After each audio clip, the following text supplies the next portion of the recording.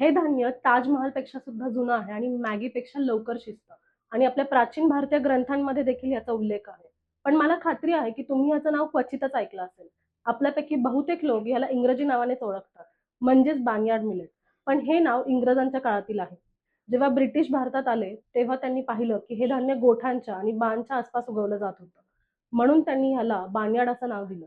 पण पारंपरिक भारतात याची स्वतःची नावं होती. महाराष्ट्रामध्ये भगर, वरीचा तांदूळ किंवा वरई हे धान्य कोरड्या आणि खडकाळ भागात चांगलं वाढतं, पटकन वाढतं, पोटभर अन्न देतं आणि अनेक महिन्यांसाठी साठवून देखील ठेवता येतं. यापासून खीर, उपमा आणि लाडू देखील बनवले जातात. पण ग्रीन रिव्होल्यूशन नंतर तांदूळ आणि गहू हेच मुख्य धान्य बनले आणि बार्नयार्ड मिलेट सारख्या धान्याची ओळख हळूहळू कमी झाली. म्हणूनच आजकाल हे आपल्या स्वयंपाकघरात क्वचितच दिसतं. तरीही तुम्हाला ते पुन्हा आपल्या आहारात आणायचं आहे का? जर होय, तर आजच ऑर्डर करा www.lifelick.in वर.